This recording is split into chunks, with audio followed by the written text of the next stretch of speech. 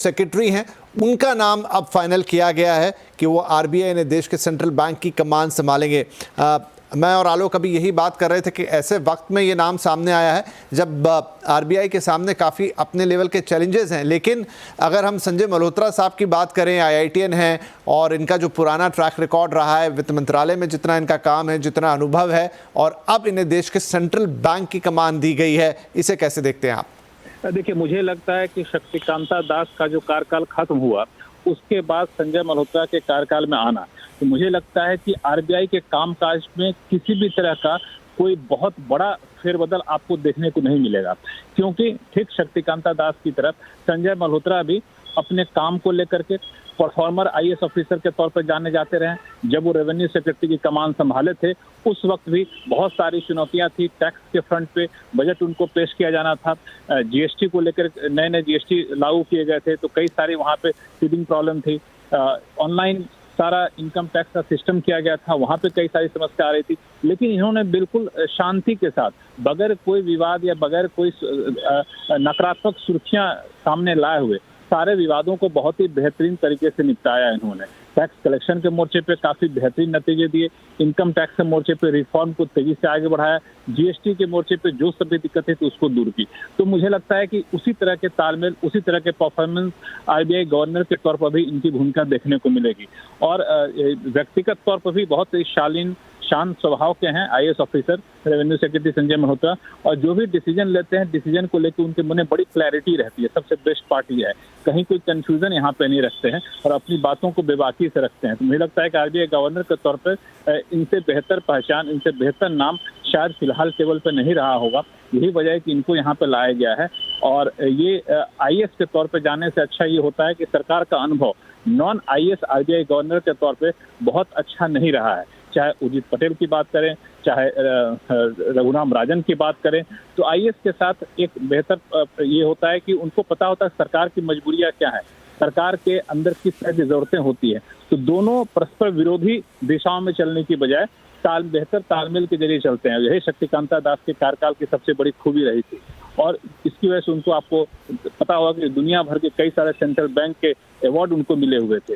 तो वो तालमेल आगे भी जारी रहेगा, ये इसकी सबसे बड़ी खासियत होगी इस फैसले की।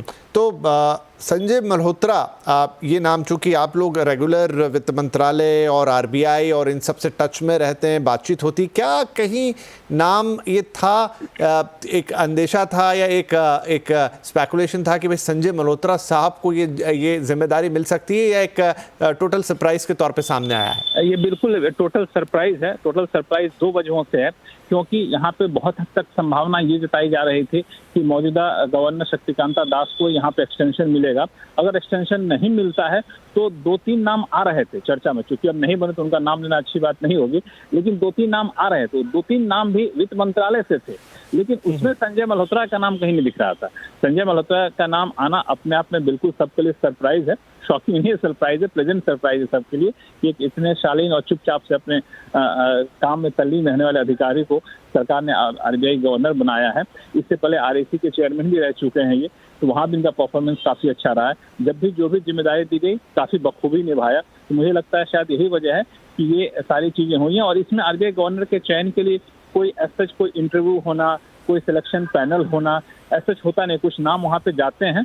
तो लास्ट वीकेंड में मुझे जो पता चला था, लास्ट वीकेंड में कैबिनेट सेक्रेटरी ने इस पर एक बैठक जरूर बुलाई थी। करीब दर्जन भर से ज्यादा नाम उनके सामने रखे गए थे। सबके क्या क्या खासियत हैं, इनके आने से क्या फायदा होगा, इस पर विचार किया गया। और फिर आखिरकार अब जाकर के यहाँ पे प्रधानमंत्री कार्यालय से अंतिम मंजूरी मिलने के बाद, एसीसी के अप्रूवल के बाद, ये नाम सामने निकल कर आया है। जी, तो आपने क्लियर कर ही दिया कि ऐसी कोई स्पेसिफिक प्रोटोकॉल या व्यवस्था नहीं होती है, या कोई एक टिपिकल सिस्टम नहीं होता है जिससे आरबीआई का गवर्नर चुना जाए। ये सरकार की अपनी पसंद होती है, उनका अपना अनुभव होता है।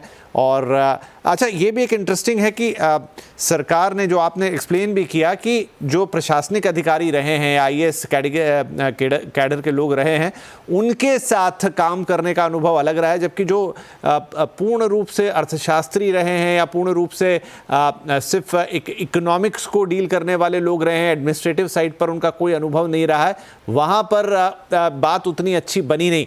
तो क्या यही वजह रही कि एक बार फिर से, अभी तो करंट में देश के रेवेन्यू सेक्रेटरी हैं, शक्तिकांत दास साहब ने भी एक अच्छा कार्यकाल निभाया, और ये कहा नहीं जा सकता बिल्कुल कि वो उस तरीके से एक विशुद्ध अर्थशास्त्री नहीं थे, लेकिन फिर भी उन्होंने जिस तरीके से आरबीआई को चलाया और सरकार के साथ तालमेल बना के रखा, लगभग उसी लाइन पर अब मल्होत्रा साहब के लिए भी एक चैलेंज कह लीजिए होगा, या उसी तरह की उम्मीद हम वहां पर भी देखेंगे? क्योंकि जब शक्तिकांता दास को बनाया गया था तो बहुत सारी आलोचनाएं हुई थी कि हिस्ट्री ऑनर्स शख्स को आपने एक आरबीआई गवर्नर बना दिया, जबकि इससे पहले उस पद को धारण करने वाले रघुराम राजन जैसे मशहूर अर्थशास्त्री थे, उर्जित पटेल जैसे मशहूर अर्थशास्त्री थे, वहां पे इनको आपने क्यों बनाया? तो कई सारी आलोचनाएं भी हुई थी। और उसके बाद शक्तिकांता दास ने अपना परफॉर्मेंस करके दिखाया कि अर्थव्यवस्था का जानकार होना जरूरी नहीं है कि आरबीआई गवर्नर के तौर पर वही सफल होगा, और सिर्फ भारत में नहीं दुनिया भर में उन्होंने इस चीज से स्थापित किया। और यही वजह है कि सरकार के अंदर कोई दुविधा नहीं रहे कि आईएएस को बनाएंगे तो पता नहीं कितना परफॉर्म कर पाएंगे, क्योंकि आईएएस को बना के उन्होंने देख लिया कि काफी बेहतर परफॉर्मेंस रहा है। तो आईएएस को बनाने में सरकार के पास दुविधा नहीं रही। दूसरी बात, सरकार को भी लगता है कि जो शख्स वित्त मंत्रालय में काम कर चुके हैं, जो शख्स प्रधानमंत्री कार्यालय से लगातार संपर्क में रहते हैं, और रेवेन्यू डिपार्टमेंट इतना अपने आप में संवेदनशील डिपार्टमेंट होता है जहाँ पे दोनों चीज देखनी होती है।